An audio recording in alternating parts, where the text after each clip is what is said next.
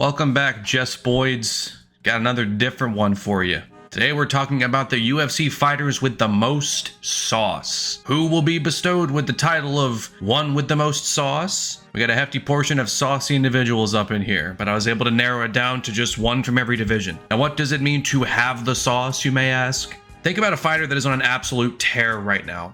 Or maybe they're never in a boring fight. They literally couldn't disappoint in the octagon even if you doused it with olive oil and threw in banana peels or some shit. And we're like actively throwing rocks at them. They still find a way to pull it off in style.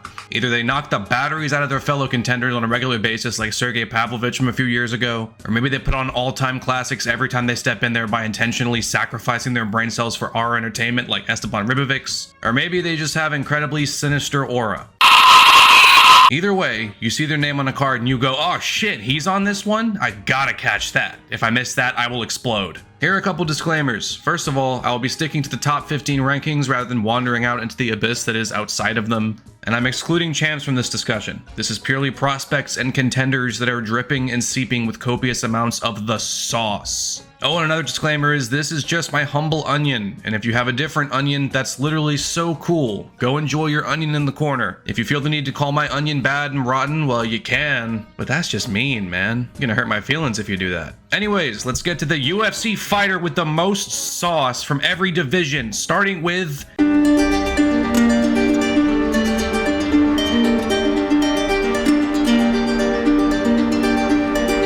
Joshua Van is in a position to single-handedly save the flyweight division right now. Not that it's bad, but Pantoja just isn't the most exciting champion purely because he's already beaten everyone. It's stale. But Joshua Van just came out of nowhere and rocketed himself to #1 contender status in the span of about 15 minutes. I'm serious. He was born 20 minutes ago, entered the UFC 5 minutes later, and then 15 minutes after that he's facing off with Pantoja in the cage. After having just won a war with Brandon Royval, which was 3 weeks after his previous fight, by the way, this kid is active, famished for greatness, and serious as a heart attack. For the first time since Brandon Moreno capped off the quadrilogy against Davison Figueiredo, I'm actually excited for the title picture at 125. I'm not sure he's going to be the one to dethrone a pretty much unstoppable Pantoja at this point, but hey. A man can dream. I say at this moment because he is a literal baby in there. If he's this good now and has room to improve, he's gonna be a fucking freak by the time he's 30. He's pretty much a guaranteed future champion, whether it happens this year or in the future. But it's not just his trajectory, activity, and implications for the health of this coughing and dry heaving division, it's how he does it. He's not just winning, he's straight up styling on these people. Save for the 1 KO loss at the hands of Charles Johnson, which, seriously, side note, how the fuck did that happen? We've seen him improve with every performance while essentially doing the same thing every time. He's a volume striker with some of the nastiest boxing I've ever seen in the cage. He's like Max Holloway if you tried to physically compress him to fit him in a suitcase. And his takedown defense is impeccable. So a lot of his fights turn into him taking his time, assessing things in the first round, and then gaining more and more momentum like a snowball rolling downhill. Until he gets to the point where he's flowing with these gnarly ass combos and the other guy is just getting thwomped. And if any takedowns are attempted, nope. Not today, sir. He's so goddamn fun to watch. And seeing him go from a prospect to watch out for to fighting for the belt is so vindicating. Joshua Van has the most sauce, and this is in a division with the likes of Manel Kape and Tatsuro Taira right behind him. But he eclipses them all.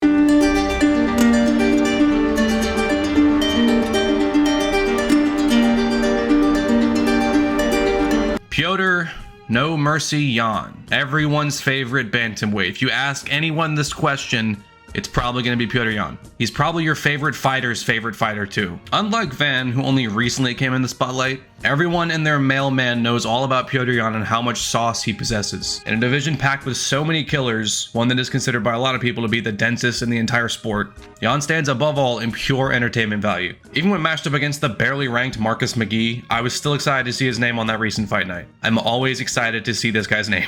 Now, Piotr Jan definitely had the heaviest spotlight on him when he was clubbing through contenders in the late 2010s and on to him becoming champ. It really felt like he was invincible. He was just so elite everywhere at such a young age, and whether it was a technical back and forth scrap or a thunderous knockout, you knew you were in for some delicious violence. That Uriah Faber KO is one of the most heinous things I've ever watched, and I'll never forgive the UFC for it, but it was pretty cool, not gonna lie. Anyways, as we all know, his champ days were hampered by a very controversial DQ loss at the hands of Aljamain Sterling, followed by a razor-close rematch that a lot of people thought Piotr should have won, followed by another razor-close fight against Sean O'Malley that he certainly should have won, followed by getting done like mashed potatoes against Merab. For a while, it felt like he cut off a witch in traffic and got hexed or something. Dude just had no luck. But fret not, because since then, he's bounced back with solid wins against Song Yudong, Davison Figueiredo, and Marcus McGee, and has more than solidified himself as being the next rightful contender after Sandhagen gets his go. But even if he didn't want to wait and just fought 3 more contenders in the meantime, I would not complain. He's so talented at every aspect of his game that I could watch him fight every week and not get bored. He's not really knocking people's skulls out of the octagon so much, but I do enjoy his technical data collection followed by delivering punishment performances just as much, so I don't mind. Being technical ain't everything, as people like DDP and RDR have proven to us. But when someone has every punch, kick, trip, slip, sprawl, right hand, backhand, Bob's your uncle, Fran's your aunt, it's pretty nice. Yodrian's got the sauce.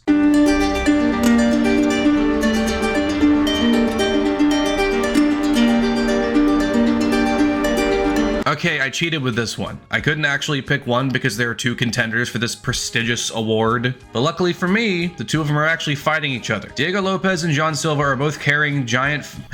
Diego Lopez and John Silva are both carrying giant barrels full of sauce on their backs. It's sloshing around and spilling at the sides. This sounds fucking crazy. These sentences are insane. Anyways, both of these gents have become concussion merchants on the biggest stage in the last year or so, and I'm struggling to just pick one of them. On one side, you got Diego Lopez, who comes in on short notice to take on no one's favorite fighter, Movsar Evloev, on short notice, and damn near finishes him a few times. He would lose that fight, but then afterwards, he goes on to cleave through featherweight like he left the stove on back home. Gets his way to a title shot with Volk, and makes it a damn rough fight for the old legend. I'm an avid Volk fan, so this dude had me sweating fucking bullets in that fight. Lopez always comes to kill, and is so awesome that it makes us forgive how horrendous that haircut is. And on the other side, we have John Silva, part of the infamous Fighting Nerds, who comes out of nowhere and proceeds to finish every single one of his opponents in the UFC to date, and in violent fashion. He's so unhinged and scary that Bryce Mitchell was convinced he was actually possessed. And to be honest, I kind of get it. And what's more, he didn't just collect skulls at featherweight, he actually went up on a side quest and knocked the barnacles out of Drew Dober for fun, and then went back down to his stomping grounds to continue wreaking havoc. And he's so terrifying that when Bryce Mitchell pissed off Dana White for being sympathetic to fucking Hitler for some reason, he was fed to Silva as basically a lamb being led to slaughter. We all knew how that fight was going to go. I think I do lean towards John Silva because I think his finishing potential is actually more lethal than Lopez somehow, and he's such a menace with his behavior on top of that, but I still think they're pretty neck and neck. I shall report back to you when we get the winner of their bout. Said winner will be crowned with the Jesper Trophy of having the fucking sauce.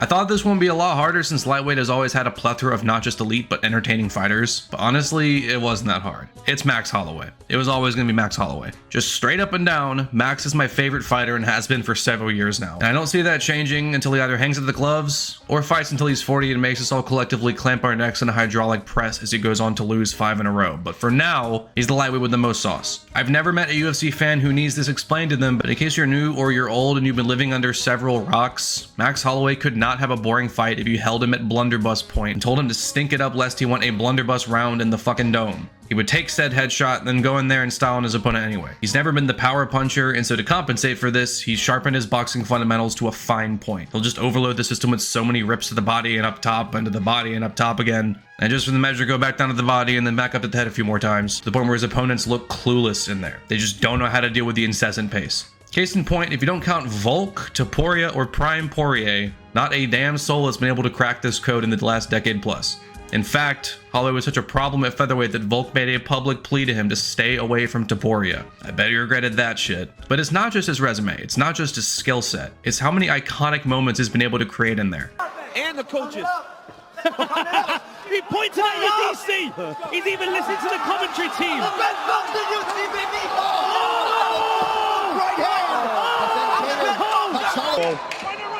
Multiple occasions. Wow. And it looks like they're going to swing to the very end. And he wasn't kidding. Wow. It's very rare. What a finish. Holloway shows some mortality. Look at this. Holloway just told him, stand right here. Oh, big connection late.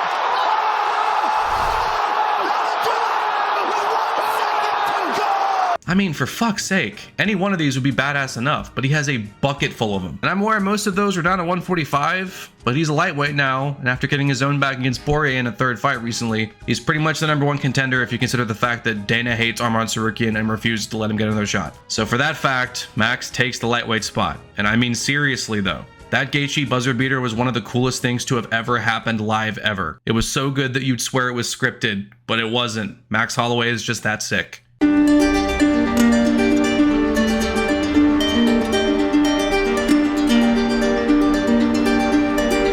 Okay, this one was fucking hard. I haven't had too much trouble thus far picking my baddest asses to ever ass in the year of our Lord 2025. But for this division, I really had to stew on it for a while. This division is so goddamn stacked to the gills with hungry contenders that I bounced back and forth between a couple options. The gut instinct is Shavkat Rakhmonov because he's the tried and true boogeyman that no one in their right mind, unless you're Ian Gary, wants anything to do with. But the issue is this guy never fucking fights. I'm tired of microdosing Shavkat. Get in there at least twice a year or I'm taking the hat. I will take it away from you. It's also been a while since he did anything exciting in the cage, let's be honest. So this would feel like a bit of an outdated opinion. Like 2 years ago, sure, he's the Sauce King, but now, eh. And I was thinking Michael Morales or Carlos Prates, since the two of them have been pebbles in the shoes of every contender lately, save for Prates getting his ass handed to him by Gary in their last fight. I juggled those two around in my brain for a bit, but no, I landed on someone else. The welterweight with the most sauce right now is none other than Joaquin Buckin Fuckley.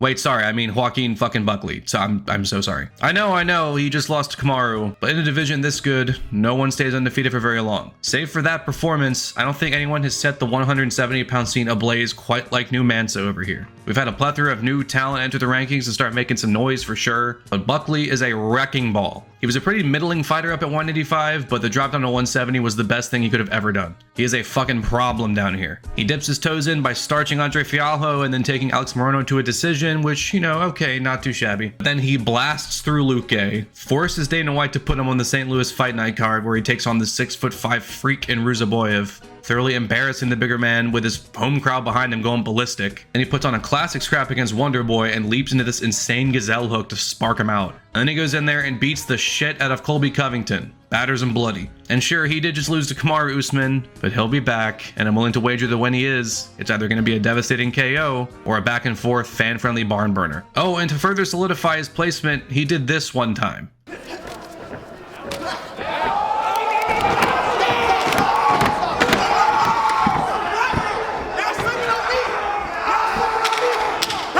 I know that was a middleweight like 5 years ago, but the very fact he is capable of pulling off something that insane makes me want to pick him.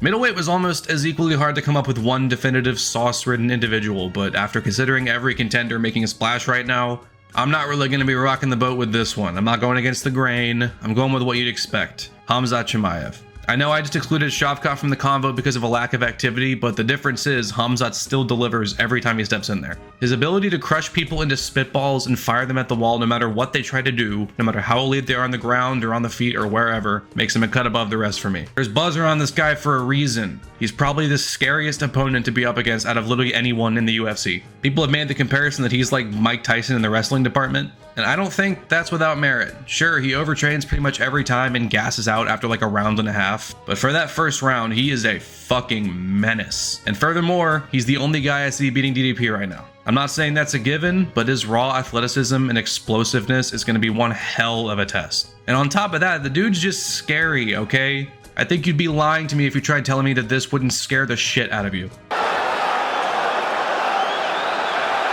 If someone looks at me like that, I'm just going to assume they want to eat me. Stay far away from me, please. I just wish this guy fought more. He's so exciting when he's in there, but for a myriad of different reasons, we never see him. And it's pretty much the sole reason I'm not crazy about the idea of him becoming champ. Especially because he'd be taking the strap away from a guy in DDP that has every intention of taking on the tsunami of contenders barreling down at him, rather than trying to jump ship and go up for light heavyweight double champ legacy fights or try and cherry pick his opponents at 185. He's not afraid to let everyone and their mother have their day in the sun. I'm not saying that Khamzat would be afraid himself, but I don't foresee him all of a sudden being one of those champs that fights every 4 months. But given how dangerous he is, we might just be getting the human equivalent of the Tsar Bomba as champ very soon. And if he gets it, God help anyone who's up next.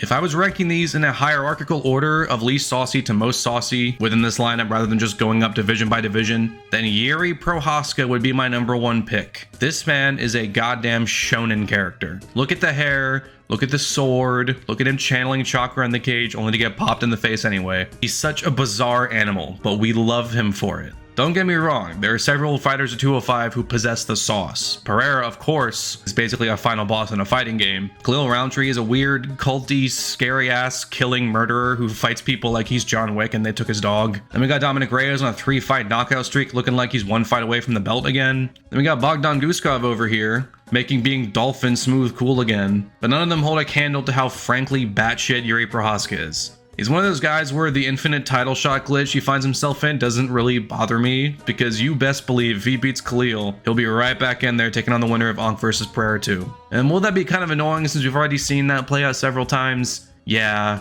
But it's not like we won't be excited to see the fight regardless. Yuri Prohaska is an insane person who punches trees and carries himself like a Naruto character in every aspect of his life, and he calls himself a literal samurai. And that would all be thoroughly cringe-inducing if he didn't actually go in there and batter people around the way he's been able to if their name isn't Alex Pereira. Case in point, when Luke Rockhold said he was a samurai, rotten fruit and vegetables were bounced off his head because ew, dude.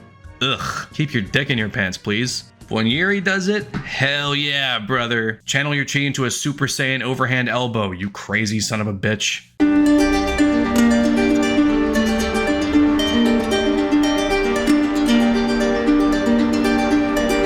And now, for the moment you've all been waiting for, the man with the most sauce and the heaviest weight class in the sport is... no one. None of them. Not a damn single one of them. If I was including the champs in this discussion, then it would be Big Tom Aspinall. But since I'm not, these guys are all sauceless. They are all dry as a bone. The only one who could possibly take the spot is fucking Jelton Almeida. Goodness gracious. Is not gone. He ducks hard competition and never fights so they can go star in Paw Patrol or whatever. It's not Volkov or Blades because while they can go on win streaks occasionally, it's not always the most exciting thing. Pavlovich would have been on there a couple years ago, but he's seriously lost his touch. Waldo Cortez Acosta, boring. Tybura, no. Spivak, no. Derek Lewis is fun, I guess, when he's fighting people that are shit. Taito Ivasa, come on, man. Jamil Gaziev, forget the memes. The memes do not make him exciting, no. Mick Parkin, yawn. Taliesin Teixeira, yawn. Walter Walker, good win streak, but not exciting really. Yawn. And Rizvan Kuniev, too soon to tell, but for now, no. Like, things can heat up in the next year, that can always happen, but for now, this is the stalest division to ever be stale. No one has the sauce, no one's getting the belt from Tom, end of story, and I will not accept rebuttals. If you tell me you like the heavyweight scene as it is, I'm convinced you enjoy pain.